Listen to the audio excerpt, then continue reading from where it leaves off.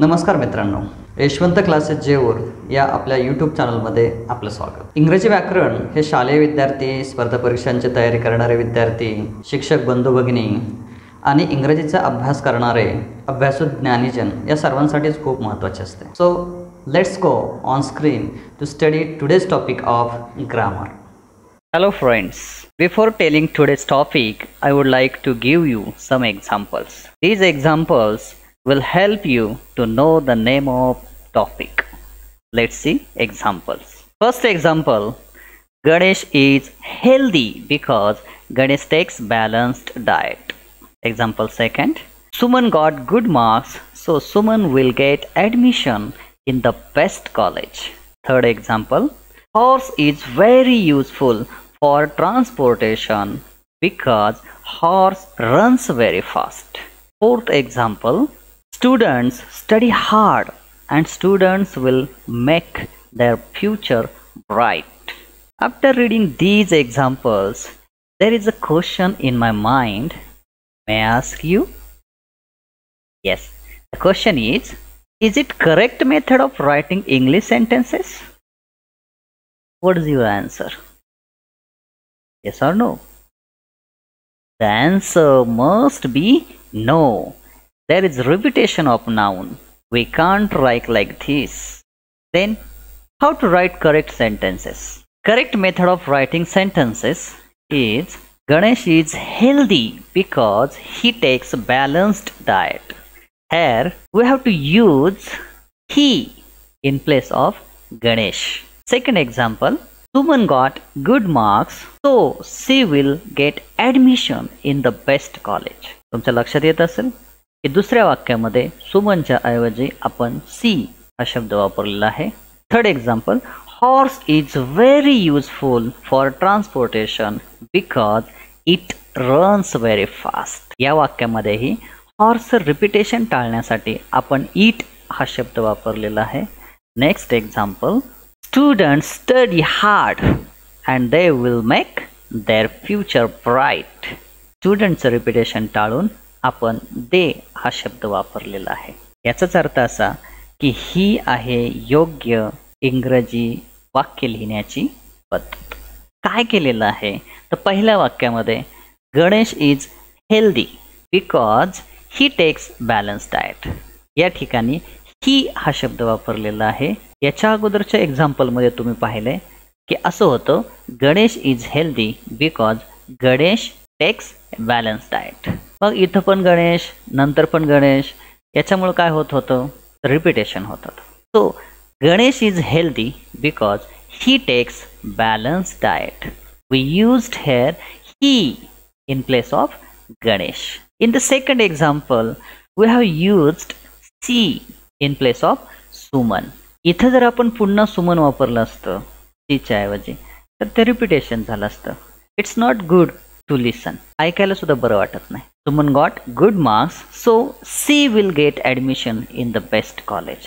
Third एक्झाम्पलमध्ये horse is very useful for transportation because it runs very fast. या ठिकाणी हॉर्सच्या ऐवजी इट हा शब्द वापरलेला आहे. आणि चौथ्या वाक्यामध्ये student study hard and they will make their future bright. म्हणजेच दे हा जो शब्द आहे आपण स्टुडंट्सच्या ऐवजी वापरलेला आहे. Let's complete the following examples. ही जी उदाहरणं आहेत ही तुम्हाला कम्प्लीट करायची आहेत, कारण याची उत्तरं मी नंतर सांगेल. पहिलं एक्झाम्पल पहा, Mayur is a good boy because dash dash dash helps others in their studies. या रिकाम्या जागेवरती तुम्हाला वरील प्रमाणे कुठला तरी एक शब्द लिहायचा आहे. तो कुठला असू शकतो, ही असेल, सी असेल, इट असेल किंवा दे असेल. आलं लक्षात कुठला असेल? Okay, very good. Next example, Mayuri is my student and dada dash lives in Pune. इथंही मयुरीच्या ऐवजी एक दुसरा शब्द वापरणं गरजेचं आहे. तोही तुम्ही शोधा कोणता असेल. Third example, peacock looks very beautiful therefore dada dash is our national bird. Peacock याच्यासाठी एक दुसरा शब्द तुम्ही शोधणार आहात आणि तो लिहिणार आहात. लास्ट एक्झाम्पल बघा, plants give us oxygen so dada dash are very useful for us. आता या ठिकाणी तुम्ही काय लिहिणार आहात हे तुम्हाला सगळ्यांना माहिती असेल किंवा लक्षातही आलेलं असेल. चला मी सांगतो तुम्हाला. Mayur is a good boy because he helps others in their studies. Means we have to use he. In the second example, Mayuri is my student and she lives in Pune. म्हणजे इथं सी मयुरी मुलगी आहे म्हणून तिच्याऐवजी येणारा जो शब्द असेल तो सी असा असेल. पहिल्या वाक्यामध्ये मयूर मुलगा आहे म्हणून मयूरच्या ऐवजी येणारा शब्द ही असेल. थर्ड सेंटेन्स बघा. Peacock looks very beautiful. Therefore, it is our national bird.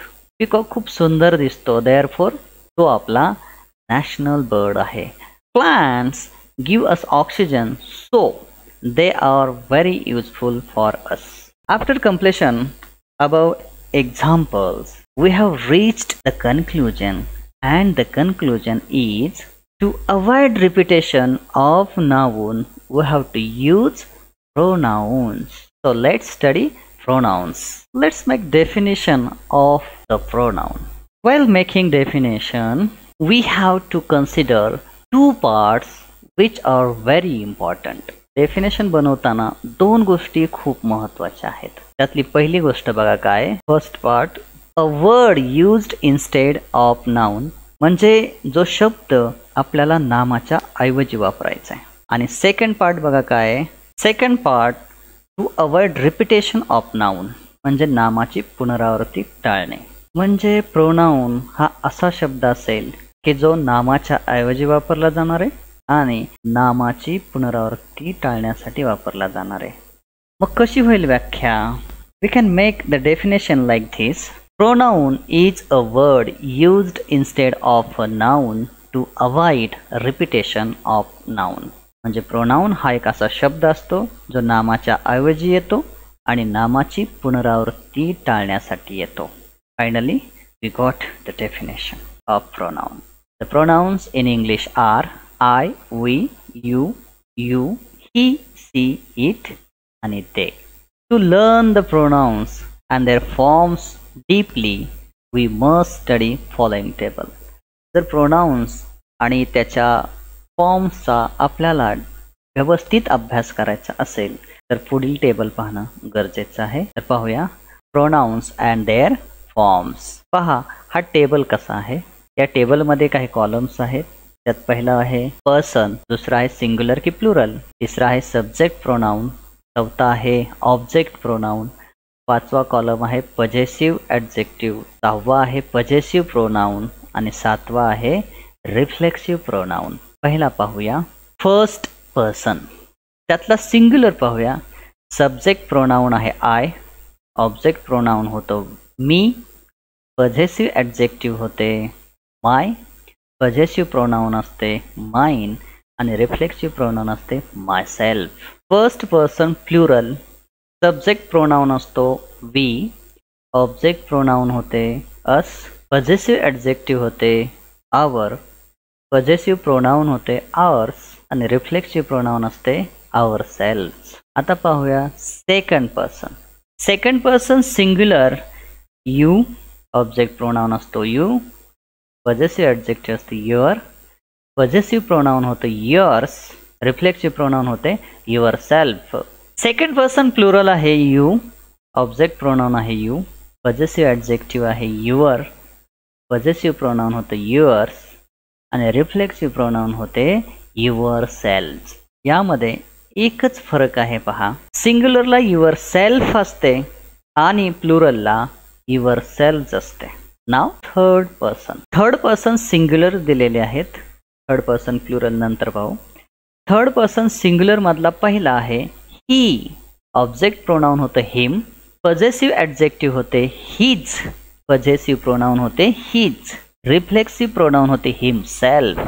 Third person singular मधला दुसरा आहे सी, ऑब्जेक्ट प्रोनाऊन होते हर, पजेसिव्ह ॲडजेक्टिव्ह होते हर, पजेसिव्ह प्रोनाऊन होते हर्स आणि रिफ्लेक्सिव्ह प्रोनाऊन होते हर सेल्फ.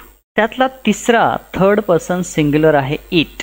इटचं ऑब्जेक्ट प्रोनाऊन होतं it, possessive adjective its, possessive pronoun not used, reflexive pronoun itself आणि थर्ड पर्सन प्लुरल आहे they. त्याचा object pronoun होतं them, possessive adjective होतं their, possessive pronoun होतं theirs, reflexive pronoun होतं themselves. अशा पद्धतीनं आपण हा टेबल पाहिलेला आहे. याच्यावरून आपल्याला प्रोनाउन्स आणि त्याचे फॉर्म्स कळतात. I, we, you, he, she, it, they are called personal pronouns because they stand for 3 persons. They are. आता ते 3 पर्सन कुठले आहेत ते बघा, आपण टेबलमध्ये पाहिलेलेच आहेत.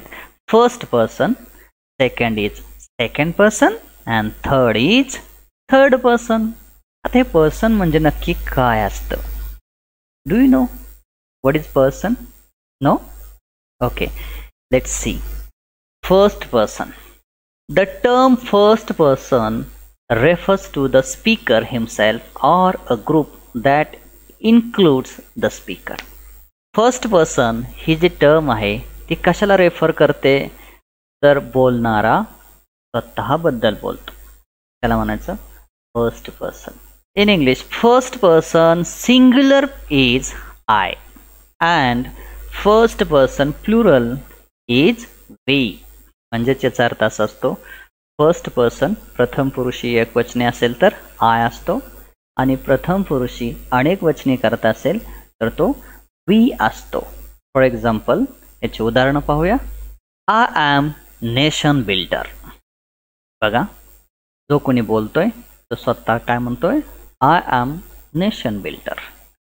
अनेक वचने असेल तर we are bright future of India. आम्ही म्हणजे बोलणारा जरी एक असला तरी त्या ग्रुपमध्ये असतो आणि तो ग्रुपला संबोधतो की आम्ही. We are bright future of India. Let's see the second person. The term second person refers to the speaker's audience. म्हणजे याचा अर्थ काय? सेकंड पर्सन कोणाला म्हणायचं? बोलणारा तर फर्स्ट पर्सन असतो, त्याचे जे ऑडियन्स असतात म्हणजे त्याला ऐकणारे जे असतात ते असतात सेकंड पर्सन. म्हणूनच असं म्हटलेलं आहे the term second person refers to speaker's audience. म्हणजे इथं बोलणाऱ्याचं ऐकणारे जे लोक असतात ते सेकंड पर्सन असतात. The second person singular is you. म्हणजे सेकंड पर्सन सिंग्युलर कोण असतो? तर यू. पण इथं यू म्हणजे कोण? तर तू, एकटा, म्हणून सिंग्युलर आहे. सेकंड पर्सन प्लुरल कोण असतो? तोही यूच असतो. पण इथं यू मीन्स तुम्ही, अनेक जण. आलं लक्षात? Let's see the example. First example of singular you. I must teach you English grammar. या ठिकाणी यू हा काय आहे? सेकंड पर्सन आहे.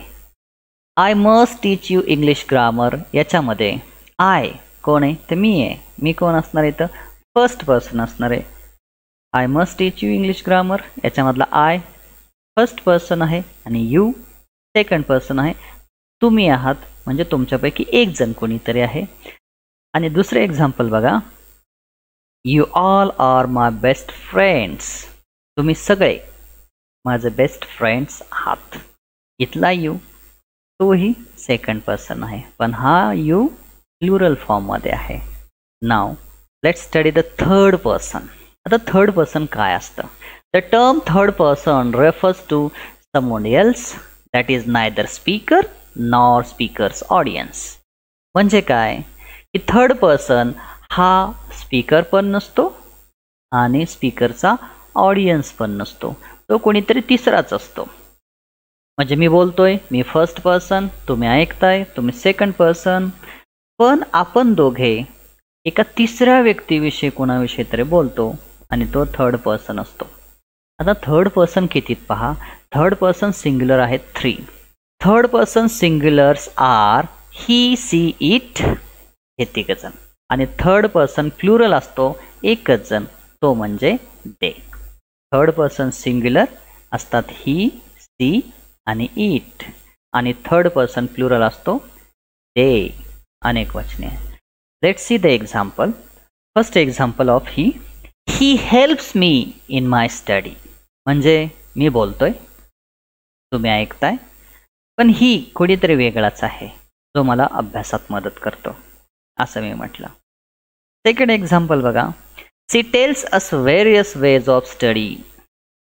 सी कोणीतरी वेगळीच आहे की जे आपल्याला अभ्यासामध्ये वेगवेगळे मार्ग सांगते. Third example. It is helpful for all of us. मी बोलतोय, तुम्ही ऐकताय, पण इट मी पण नाही आणि तुम्ही पण नाही. It is helpful for all of अस. मग ते इट काय असू शकते? एखादा प्राणी असू शकतो, एखादा पक्षी असू शकतो, एखादी निर्जीव गोष्ट असू शकते. फोर्थ एक्झाम्पल बघा. They have called you. मी तुम्हाला सांगतोय, पण मी असं म्हणत नाही की आय हॅव कॉल्ड यू. मी काय म्हटलं? They have called you. म्हणजे दे हे थर्ड पर्सन प्लुरल आहे. अशा पद्धतीने आपण यांचे एक्झाम्पल्स पाहिलेले आहेत. आता हा झाला पहिला कॉलम, म्हणजे फर्स्ट पर्सन, सेकंड पर्सन आणि थर्ड पर्सन. आता यामध्ये आपल्याला माहिती आहे की फॉर्म्स ऑफ प्रोनाउन्स कुठले कुठले असतात. बघा, forms of pronounce. As we have seen in the table, there are 5 forms of pronouns. They are as follows.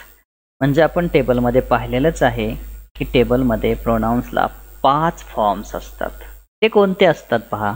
पहिला पहा, subject pronounce. Second is object pronounce. Third is possessive adjectives. Fourth is possessive pronouns. Fifth is reflexive pronouns. Subject pronouns, object pronouns, possessive adjectives, possessive pronouns, reflexive pronouns हे प्रोनाउन्सचे 5 forms असतात. Let's see all forms of pronounce in detail. तर पाहूया आता पहिला प्रकार, subject pronounce. आता काय आहे सब्जेक्ट प्रोनाउन्स? सब्जेक्ट सगळ्यांना माहिती, सब्जेक्ट म्हणजे कर्ता.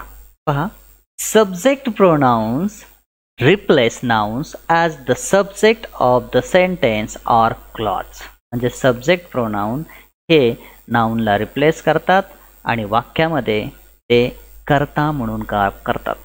म्हणजेच काय, जे वाक्य असेल किंवा क्लॉज असेल त्याच्यामध्ये हे प्रोनाउन्स कर्ता म्हणून कार्यरत असतात. Subject pronouns in English are first I, second we, third you, fourth you, fifth he, sixth she, seventh it, eighth they. तर इंग्लिशमध्ये हे 8 जण सब्जेक्ट प्रोनाउन म्हणून काम करतात. Let's see the examples of subject pronouns. First example, I learn pronouns. म्हणजे मी pronoun शिकतो. Second example, we do our work. आम्ही आमचं काम करतो. Third, you help your friends. तू तुझ्या मित्रांना मदत करतो. Fourth, you can create your career. तुम्ही तुमचं करिअर निर्माण करू शकता. Fifth is, he works hard for his betterment. म्हणजे तो त्याच्या भल्यासाठी कठीण परिश्रम करतो. सिक्स्थ, ती स्टडीज वेल. ती चांगला अभ्यास करते. सेवन्थ, इट हर्न्स when it is hungry. Eight, they watch educational videos. याच्यामध्ये दे हा काय आहे, सब्जेक्ट प्रोनाउन. इथं अंडरलाईन केलेले जेवढे शब्द आहेत ते सगळेचे सगळे सब्जेक्ट प्रोनाउन आहेत. पहिल्या वाक्यामध्ये आय, दुसऱ्यामध्ये वी, तिसऱ्यामध्ये यू, चौथ्यामध्ये यू, पाचव्यामध्ये ही, सहाव्यामध्ये सी, सातव्यामध्ये इट आणि आठव्यामध्ये दे. अशा पद्धतीने हे सगळे सब्जेक्ट प्रोनाउन्स आहेत. Now let's study the second form of pronoun, object pronoun. पहा काय आहे ते. An object pronoun is a word that replaces a noun and functions as an object in the sentence. म्हणजे हे पण नाउनला रिप्लेस करते आणि ऑब्जेक्ट म्हणजे कर्म म्हणून वाक्यामध्ये ते कार्य करते. आता कोणते आहेत ऑब्जेक्ट प्रोनाउन्स?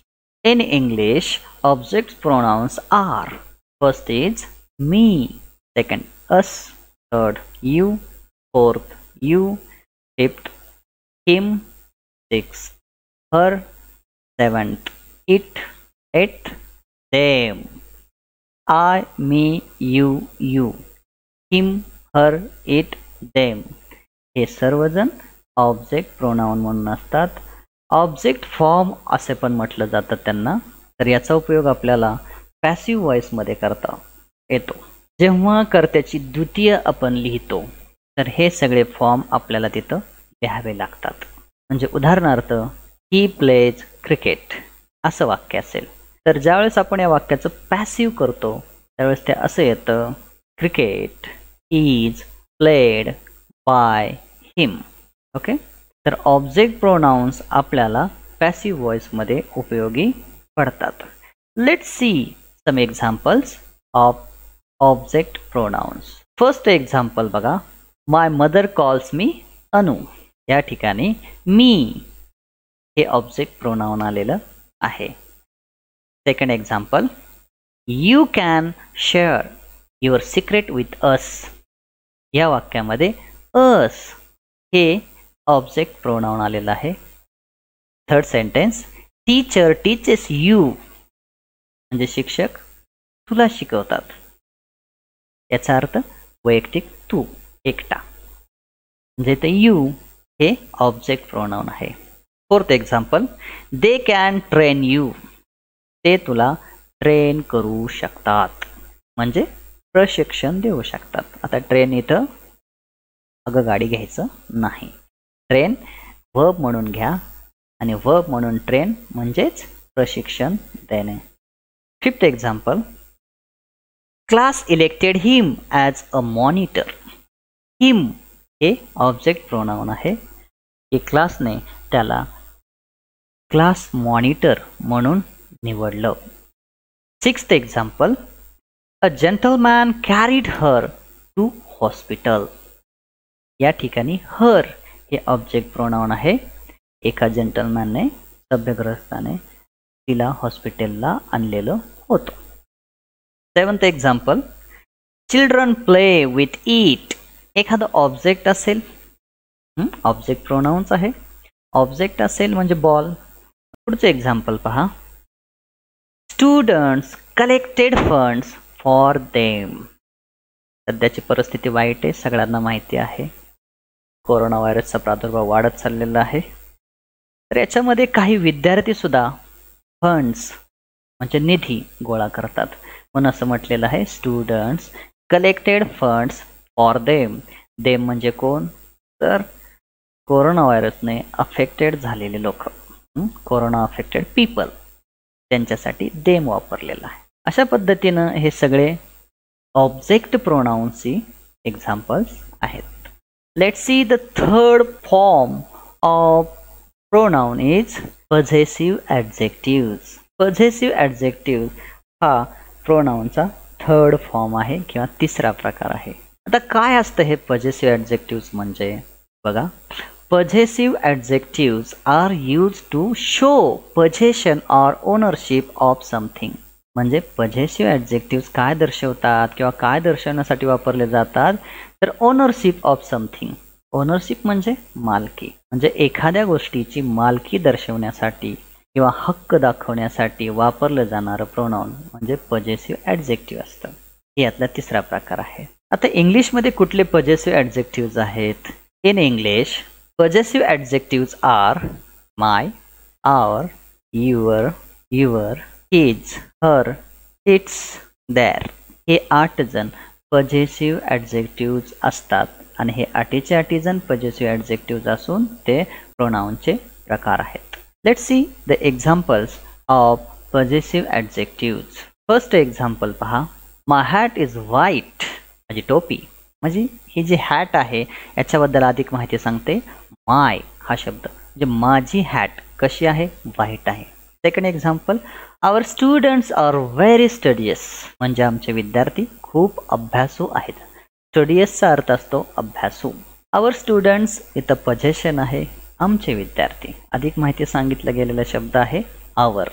थर्ड एक्झाम्पल पहा, your knowledge of English is really good. तर तुझं ज्ञान कशाविषयीचं, इंग्रजी विषयीचं चांगलं आहे, असं जर आपल्याला कोणी म्हटलं तर बरं वाटतं. Fourth example, your house is big. या वाक्यामध्ये युअर हा जो शब्द आहे तो आहे possessive adjective. Fifth example, his father is a farmer. त्याचे वडील कोण आहेत? फार्मर आहेत. Sixth example, her dress is beautiful. तिच्या ड्रेसची ती ओनर आहे म्हणून म्हटलेलं आहे her dress is beautiful. Seventh example, its nest is long lasting shelter. Long lasting म्हणजे दीर्घकाळ टिकणार. पुढचं एक्झाम्पल पहा, there will power is very strong. Will power is very important in the life of human being. अशा पद्धतीनं ही जी examples आहेत ती सर्व एक्झाम्पल्स पॉझेसिव्ह ॲडजेक्टिव्हची आहे. Let's see the next form of pronoun is possessive pronouns. काय आहे हे पॉझेसिव्ह प्रोनाउन्स म्हणजे पहा, possessive pronouns show that something belongs to someone. म्हणजे पॉझेसिव्ह प्रोनाउन्स हे दाखवतात की कुणीतरी कुठल्या तरी गोष्टीचा मालक आहे. Possessive pronouns are mine, ours, yours, yours, his, hers, not used, theirs. म्हणजे या ठिकाणी फक्त 7च पॉझेसिव्ह प्रोनाउन्स असतात. ते कुठले कुठले? Mine, ours, yours, yours, his, hers आणि देअर्स. अतिशय महत्त्वाची गोष्ट आहे की इटसाठी पॉझेसिव्ह प्रोनाउन हा फॉर्म नसतो. Let's see the examples. First example, this car is mine. म्हणजे बघा ही कार माझी आहे. The kids are ours. That red bag is yours. These all books are yours. Fifth example, that old man was his grandfather. Sixth example, the beautiful ring is hers. Seventh example, the money was really there's. अशा पद्धतीनं ही 7 examples आहेत. का 7च आहेत? लक्षात आलंय? कारण पॉझेसिव्ह प्रोनाउन्समध्ये 7च पॉझेसिव्ह pronounce असतात. पहिला असतो माइन, दुसरा असतो आवर्स, तिसरा असतो युअर्स, चौथा असतो युअर्स, पाचवा असतो हिज, 6वा असतो हर्स आणि 7वा असतो देअर्स. आता अतिशय महत्त्वाची एक बाब मला इथं सांगावीशी वाटते. Some students use possessive pronouns with apostrophe mark. Apostrophe mark म्हणजे ते काय करतात? आवर, OUR, अपॉस्ट्रॉफी मार्क आणि यस लिहितात. किंवा युअर्स लिहायचे YOUR आणि अपॉस्ट्रॉफी मार्क देतात आणि यस लावतात. But this is completely wrong. तर हे जे असंच लिहिलेलं आहे ours, yours, yours, hers, theirs हे अशाच पद्धतीनं लिहिणं अपेक्षित असतं. याचा वापर आपण कुठं करतो? तर सगळ्यांना माहिती लेटरमध्ये करतो. जर आपण आपल्या मित्राला पत्र लिहिलं आणि त्याचा शेवट करतो युअर्स फ्रेंड, म्हणजे तिथं अपॉस्ट्रॉफी मार्क द्यायचा नसतो. Okay, let's see the final form of pronouns. Reflexive pronouns. Reflexive pronouns that are refer back to the subject of the sentence or clause. म्हणजे रिफ्लेक्सिव्ह प्रोनाउन हे रिफ्लेक्ट करतं कुठं? Reflect back to the subject. Reflexive pronouns are, first reflexive pronoun is myself, second is ourselves, third is yourself, fourth is yourselves, fifth is himself, sixth is herself, seventh is itself and eighth is themselves. तुमच्या लक्षात येत असेल? या ठिकाणी तुमच्या लक्षात आलंच असेल की एक वचनी असेल तर सेल्फ आहे आणि अनेक वचनी असेल तर सेल्व्स आहे. सिंग्युलर प्लुरल मधला नियम आठवा.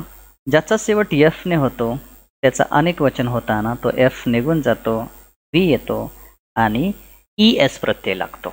म्हणून इथं माय सेल्फ एकट्यासाठी आहे, मी स्वतः.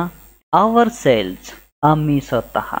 युअर सेल्फ तू स्वतः, युअर सेल्फ तुम्ही स्वतः. हिमसेल्फ तो स्वतः, हर सेल्फ ती स्वतः, इट सेल्फ एखादा प्राणी किंवा पक्षी ते स्वतः आणि themselves अनेक वचने आहे ते स्वतः. Let's see examples of reflexive pronouns. First example, I was in hurry so I washed the car myself. म्हणजे याचा अर्थ काय? हे माय सेल्फ आय म्हणजे सब्जेक्ट प्रोनाउनला रेफर करतं. येते का लक्षात? माय सेल्फ हे रिफ्लेक्सिव्ह प्रोनाउन रेफर कुठं करतं? Refer back to the subject of the sentence and subject of the sentence is I. So I was in hurry, so I washed the car myself. Second example, we have to think about it ourselves. Third example, you can solve your problem yourself. Fourth example, you are too young to go out by yourselves. You are not able to go out yourselves. Fifth example, he baked a cake himself. Sixth example, she takes care of her home herself. Seventh example, it learned to swim itself. Last example, they cleaned their school by themselves. अशा पद्धतीनं आपण याचा अभ्यास केलेला आहे. अशा पद्धतीनं आपण आजच्या ह्या प्रोनाउन या घटकामध्ये काय काय पाहिलेलं आहे पहा. पहिली गोष्ट पाहिली त्याचे डेफिनेशन. दुसरी गोष्ट आपण टेबल पाहिलेलं आहे. First person, second person, third person पाहिलेलं आहे. आणि त्यानंतर प्रोनाउनचे सगळे फॉर्म्स आपण पाहिलेले आहेत. अशा पद्धतीनं आजचा हा टॉपिक इथे संपलेला आहे. थँक्यू. अशाच प्रकारचे अभ्यासपूर्ण व्हिडिओ पाहण्यासाठी आमच्या चॅनलला सबस्क्राईब करून बेल आयकॉन्स प्रेस करा. Thank you. See you next video. Bye bye.